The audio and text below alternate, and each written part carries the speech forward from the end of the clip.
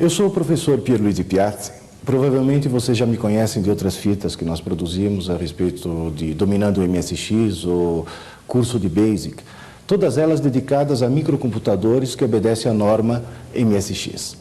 Nessa fita nós vamos falar em particular a respeito do DBase. O DBase é uma linguagem, é um programa especializado em gerenciamento de banco de dados. Mesmo que você nunca tenha mexido antes com um microcomputador, certamente você já deve ter mexido alguma vez com um banco de dados. O que vem a ser um banco de dados? Um banco de dados nada mais é do que um fichário no qual você organiza informações. Pode ser uma agenda telefônica, pode ser um controle de estoque, pode ser um fichário de biblioteca. De qualquer forma, todas essas fichas necessitam de um determinado manuseio, de um determinado gerenciamento. Se você já lidou com fichário em papel, já deve ter percebido as dificuldades que você tem de ordenação, busca e seleção de uma determinada ficha. Trabalhando com o microcomputador, você tem vantagens óbvias com relação a um fichário em papel. Vamos ver como isso funciona. O grande sucesso do DBase no mundo inteiro se deve ao fato de que essa linguagem permite um gerenciamento muito elástico de bancos de dados no computador. Por exemplo, o DBase, ele organiza todos os dados com a filosofia de que eles estejam contidos basicamente no disco, enquanto outros gerenciadores organizam os dados, mas desde que eles estejam colocados todos na memória do computador, e eventualmente serão depois salvos ou carregados a partir do disco. Qual é a vantagem de você organizar os dados no disco? É que você não fica limitado à memória do microcomputador. Você simplesmente fica limitado à capacidade de armazenamento num disquete, que obviamente é muitíssimo maior do que a capacidade de armazenamento na RAM do microcomputador. Vejamos agora como nós vamos fazer para instalar o nosso DBase no microcomputador.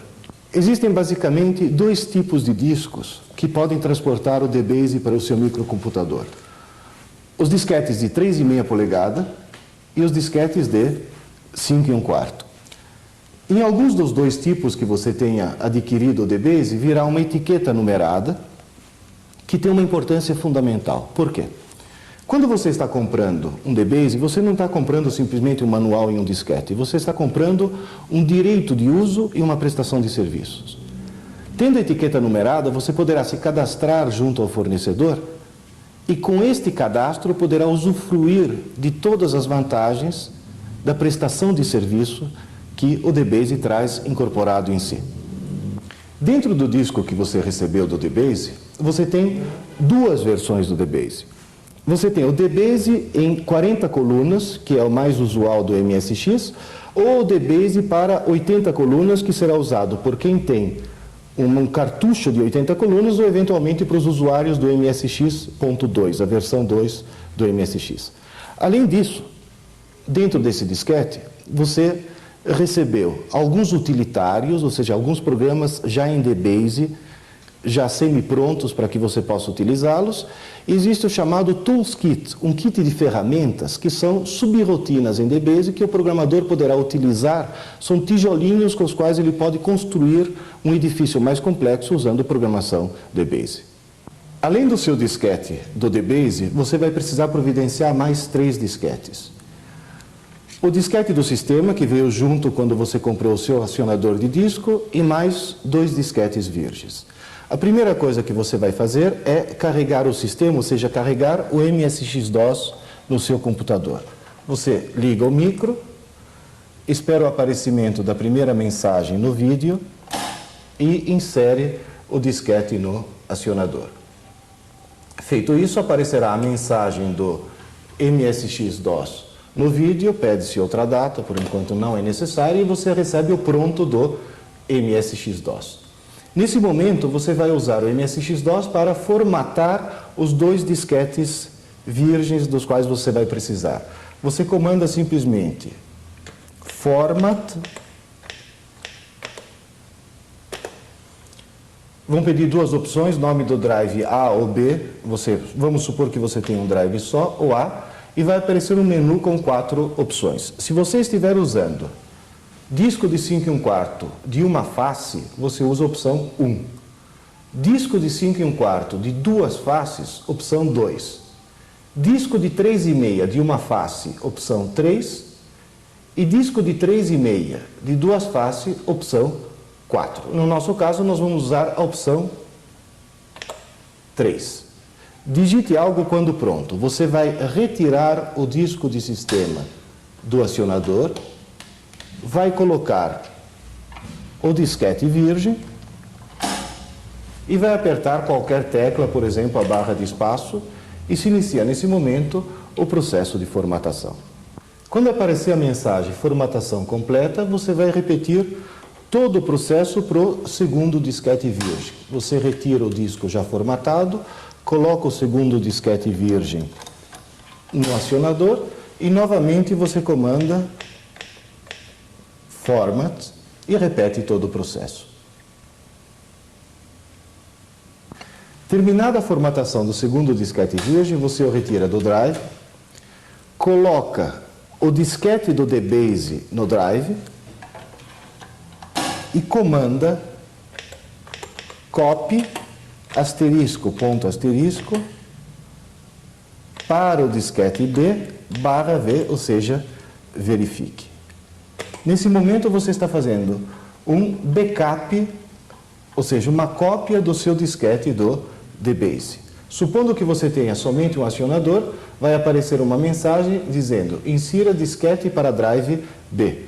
Você vai retirar o seu original do DBase, que a partir desse momento você chama de A, vai inserir o disco virgem, que a partir desse momento nós vamos chamar de B, apertar uma tecla e a cópia continuará e você obedecerá às mensagens do micro pedindo coloque o A, coloque o B, coloque o A, coloque o B, tome bastante cuidado, até você ter uma cópia integral do conteúdo do seu DBase. Agora, porém, cuidado, lembre-se de uma coisa. Esta cópia é para seu uso de maneira que você possa guardar o original do seu disquete com a numeração e local seguro. Outro processo de cópia para terceiros infringirá a lei de software, por isso bastante cuidado com isso. Pronto, agora você tem um disquete de backup do seu DBase, que você vai utilizar daqui para frente, e o original do seu DBase você vai guardar num local seguro, para não utilizar nunca mais, a menos que aconteça algum acidente com o backup, que agora vai ser utilizado para que nós possamos gerar o disco de trabalho do DBase. Vejamos como fazer isso. Você vai colocar então o seu backup do DBase no acionador de disco e vai digitar cópia 4, se você estiver trabalhando, como no nosso caso aqui, em 40 colunas. Se você estivesse trabalhando em 80 colunas ou com o MSX2, você digitaria cópia 8. No nosso caso, então, cópia 4, você aperta o return, vai aparecer uma primeira mensagem e diz strike a key when ready, ou seja, aperte uma tecla quando pronto, você aperta uma tecla qualquer e o processo de cópia começa a ser desenrolado. Toda vez que ele pedir para inserir o disquete como drive B, você vai pegar aquele segundo disquete virgem que você tinha formatado, chamado agora de disco de trabalho, esse agora vai ser o nosso B e você fará a substituição no acionador. E o nosso backup, obviamente, vai ser chamado de disquete A. Fique bastante atento às mensagens que aparecem na tela, concentre-se bastante nesse trabalho, que felizmente deverá ser realizado uma única vez, para toda vez que for pedido, aperte uma tecla, você aperta uma tecla, troque do A para o B, você troca do A para o B, tomando sempre o seguinte cuidado, o backup nós estamos chamando de A e o disco de trabalho nós estamos chamando de B. Terminado o processo de cópia, você já pode pegar o seu backup do DBase e pode guardá-lo e trabalhar agora simplesmente com o seu disco de trabalho. Só que no seu disco de trabalho ainda está faltando uma coisinha. Nós precisamos copiar do disco mestre do fornecedor do drive para o disco do trabalho o MSX-DOS e o command.com, de maneira que seu disco de trabalho também tenha o sistema, ou seja, também entre no MSX-DOS. Então você vai colocar o disco mestre no drive, vai comandar copy MSX DOS.sys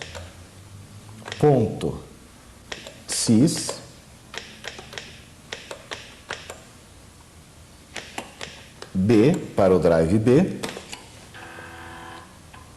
Vai ser solicitada a troca de disquetes e, da mesma maneira, você vai comandar também, uma vez copiado isso, copy command.com também para o drive B. Agora, o seu disco de trabalho está completo, com todos os arquivos que interessam do DBase para 40 colunas ou para 80 colunas no segundo caso, e o sistema MSX-DOS para que você possa começar a trabalhar. Finalmente, vamos começar a usar o DBase. Vamos dar um descanso ao nosso micro e vamos antes entender uma coisa muito importante. Dentro de cada disquete, você pode ter vários arquivos, como se fossem vários fichários que você tem dentro de um único disquete. Dentro de cada arquivo, você tem várias fichas. E dentro de cada ficha, você pode subdividi-la em campos. Como o DBase é um programa originalmente americano, você tem que se familiarizar com a nomenclatura americana porque é usada no DBase. Arquivo, que seria cada um desses fichários, é file. Cada ficha do fichário, cada uma dessas fichas, é um registro, que para nós vai ser record. E dentro de cada ficha, você tem os campos, que para nós vão ser field.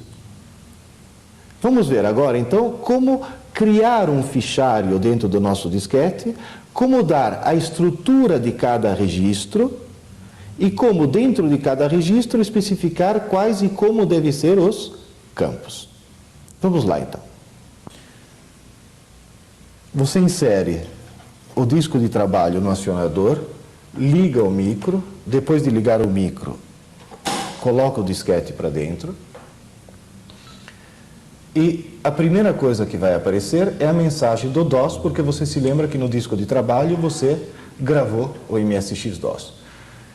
Entre nova data, não é indispensável nesse ponto colocar uma data, nós colocamos o A e vamos chamar o DBase. Vamos finalmente começar a usar o DBase. E o comando é o mais óbvio possível, basta escrever DBase em maiúsculas ou minúsculas e o acionador começará a funcionar e os programas do DBase serão chamados. A primeira coisa que ele me pede é entre com a data de hoje. 2 dígitos para o dia, barra, 2 dígitos para o mês, barra, e 2 dígitos para o ano. Aparece uma mensagem do copyright, e aqui aparece uma coisa muito importante. Aparece um ponto seguido do cursor. Assim como no BASIC, o cursor é simplesmente esse quadradinho, no DOS o cursor é aquele A com maior, no DBase o cursor é simplesmente um ponto. E o DBase tem um recurso adicional do ponto de vista didático. Ele tem um comando help. Vamos experimentar digitá-lo para ver o que acontece. Ao dar o comando help, um programa é chamado do disco e começa a desfilar na tela uma espécie de mini manual de instruções do DBase explicando como usar ou o próprio comando help ou os comandos do DBase. Toda vez que ele disser esperando, basta apertar uma tecla qualquer e ele continua desfilando esse mini manual de instruções na tela. Se em algum determinado momento você quiser parar de ver esse dicionário das palavras reservadas do DBase e quiser interromper o processo, basta digitar ESC e você terá novamente o cursor do DBase à sua disposição. Se você quiser agora sair do DBase e voltar para o sistema operacional, tem uma coisa que você deve ter sempre presente, um hábito que você deve criar desde já. Imagina que você tem um fichário qualquer e você começou a organizar suas fichas para fazer, por exemplo, fichas em ordem alfabética. E de repente, como é uma sexta-feira à tarde, você interrompe seu trabalho e vai retomá-lo na segunda-feira. Só que amanhã, sábado, vem a faxineira, que vai encontrar essa bagunça em cima da sua mesa, vai pegar essas fichas na ordem que ela achar mais conveniente ou do jeito que quer, vai colocá-las dentro do seu fichário e você perdeu toda aquela organização e aquele seu trabalho. No DBase acontece uma coisa similar. Enquanto você está com os arquivos abertos, com o DBase sendo operado, existe um monte de coisas transitórias, penduradas e desorganizadas, que devem ser organizadas para que isso seja fechado. Então, crie desde já o hábito de sempre abandonar o DBase com o comando quit e return. Toda vez que você der o quit, você vai ouvir o acionador sendo utilizado, os arquivos são reorganizados e são fechados de maneira que você não perca nenhum trabalho que você tenha feito eventualmente. E aqui, depois do quit, obviamente você volta para o sistema operacional. Aparece o cursor do A maior. Vamos a um exemplo prático. Imagine que você é um audiófilo que quer organizar a sua coleção de músicas. Nós vamos então abrir um fichário para que você possa catalogar as suas músicas. Na hora que você vai abrir um fichário, você precisa definir qual é o conteúdo de cada ficha. Ou seja, dentro de cada ficha, dentro de cada record, você tem que definir quais são os campos e quantos bytes, quantos caracteres você pretende colocar em cada campo. Por exemplo, digamos que você quer um campo título, com uma quantidade de uns 20 caracteres. Você quer um campo intérprete, gênero, gravadora, ano. Aqui temos que tomar um cuidado. Existem 3 tipos de campos que você pode colocar numa ficha.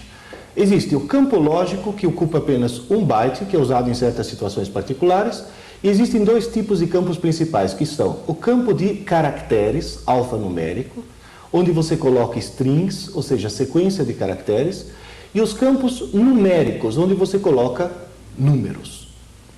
Nos campos de caracteres, você pode colocar até no máximo 254 bytes. E nos campos numéricos, a precisão máxima é de 16 dígitos. E eles podem ser campos numéricos inteiros ou campos numéricos separados por um ponto decimal. Lembre-se, porém, que o total de bytes consumidos em cada ficha, no máximo, pode chegar a 1000 bytes. Estando com o disco de trabalho inserido no drive e tendo já o DOS, nós vamos comandar dbase e vamos começar a criar o nosso arquivo, ou seja, o nosso fichário de músicas. Primeira coisa, pede a data, 2 dígitos, 2 dígitos e 2 dígitos, e passamos a dispor logo a seguir do ponto, que é o cursor do dbase, como nós já vimos. O comando para criar um arquivo também é razoavelmente óbvio. Basta digitar create, ou seja, cria um arquivo, e dar aqui o nome que esse arquivo vai ter. Como estamos armazenando as músicas, digamos que seja, por exemplo, long play. Esse nome pode ter, no máximo, 8 caracteres, como acontece com o DOS. Feito isso, eu recebo uma mensagem. Entre com a estrutura do registro, ou seja, como nós vamos criar os vários campos dentro de um registro, ou seja, dentro de uma ficha. A primeira coisa que precisamos é nome do campo. Então, o primeiro campo vamos chamá-lo de título. Tome um cuidado.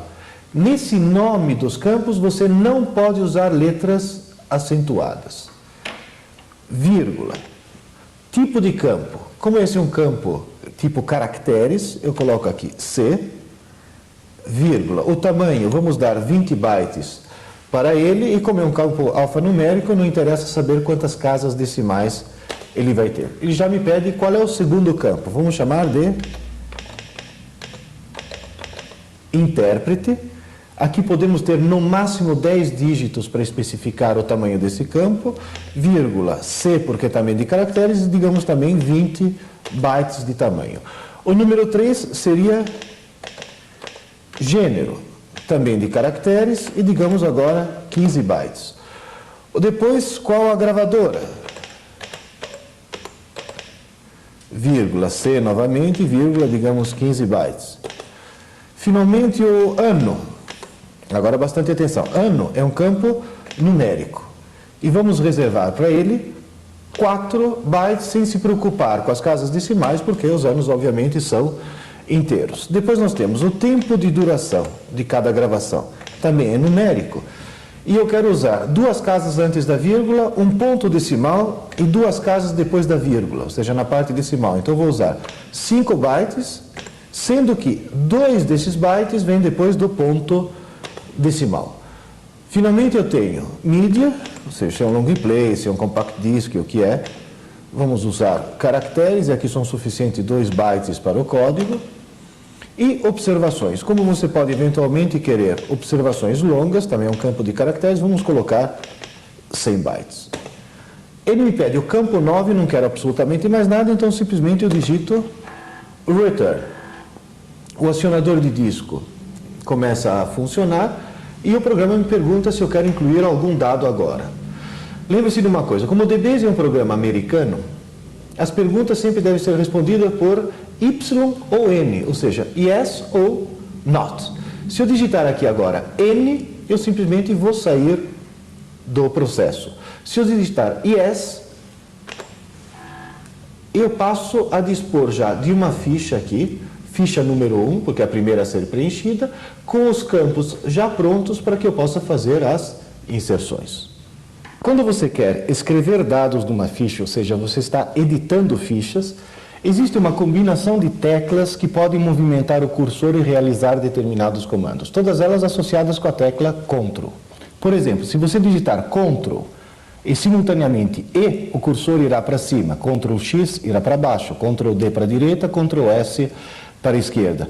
Aliás, um truque para memorizar esta sequência seria E, lembre-se que é E de em cima, X de baixo, D de direita e S de esquerda. Agora, quando você está editando uma determinada linha, você pode usar o Ctrl V como insert, e lembre-se que o V é justamente como se fosse uma cunha na qual você vai abrir os caracteres para inserir alguma coisa.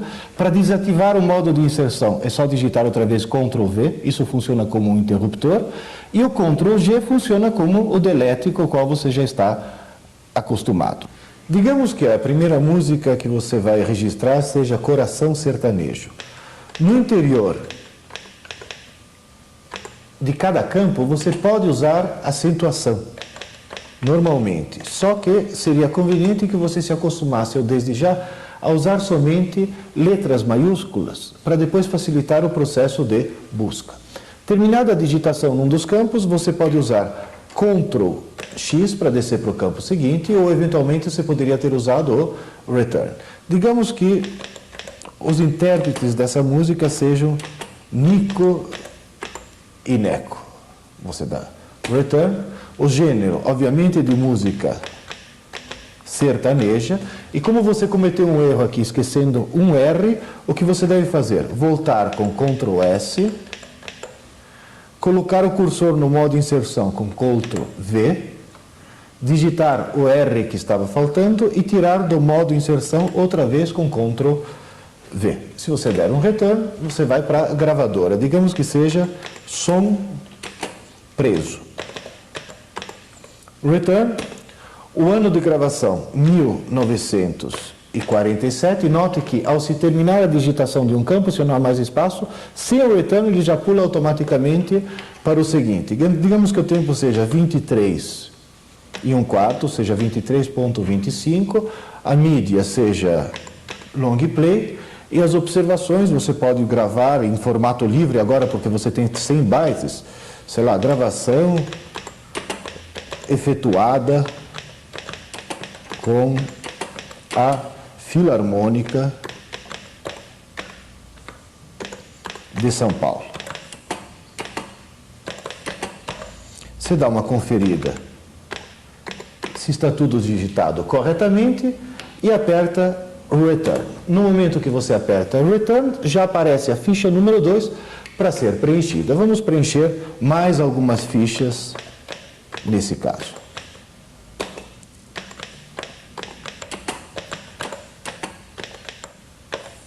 E terminando a digitação da quarta ficha, digamos que ela não tem observações, você cai na quinta ficha. Digamos que nesse momento você quer encerrar a edição de fichas, ou seja, quer parar de introduzir dados dentro do seu arquivo. Você pode abandonar o modo edição apertando Ctrl+Q ou Ctrl+W. Se você apertar Ctrl+Q, é o que eu vou fazer agora, por exemplo, você obtém de volta o cursor, só que os dados que foram atualizados ainda estão na memória do microcomputador, mas não foram passados para o disco. Se você tivesse dado Ctrl+W, esses dados seriam passados para o disco, te protegendo contra eventuais quedas de força que poderiam ocorrer nesse momento.